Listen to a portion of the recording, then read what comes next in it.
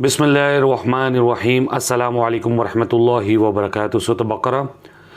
جو لوگ سود کھاتے ہیں وہ قیامت کے دن اس شخص کی طرح کھڑے ہوں گے جسے شیطان نے چھو کر بدحواس کر دیا ہو۔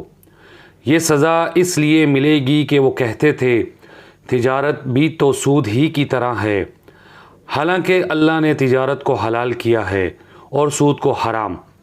پھر جس شخص کے پاس اس کے رب کی طرف سے نصیحت آ جائے اور وہ سود کھانے سے باز رہے تو جو کچھ وہ پہلے کھا چکا سو کھا چکا، اس کا معاملہ اللہ کے حوالے ہے، اور جو شخص دوبارہ سودی معاملہ کرے تو ایسے لوگ دوزخی ہیں، وہ اس میں ہمیشہ رہیں گے۔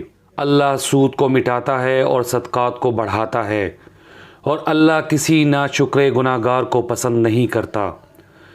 بے شک جو لوگ ایمان لائے اور انہوں نے نیک عمل کیے اور نماز قائم کی اور وہ زکوٰۃ ادا کرتے رہے، ان کے لیے ان کے رب کے پاس اجر ہے، نہ ان پر کوئی خوف ہوگا اور نہ وہ غمگین ہوں گے۔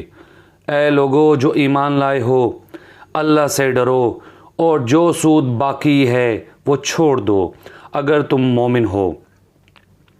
پھر اگر تم نے یہ نہ کیا تو اللہ اور اس کے رسول سے جنگ کے لیے تیار ہو جاؤ، اور اگر تم توبہ کر لو تو تمہارے لیے تمہارے اصل مال ہی ہیں، نہ تم کسی پر ظلم کرو اور نہ تم پر ظلم کیا جائے، اور اگر تمہارا مقروض تنگ دست ہو تو آسانی تک اس سے مہلت دو، اور تمہارا صدقہ کرنا یعنی قرض معاف کر دینا تو تمہارے لیے بہت بہتر ہے اگر تم علم رکھتے ہو، اور اس دن سے ڈرو جب تم اللہ کی طرف لوٹائے جاؤ گے۔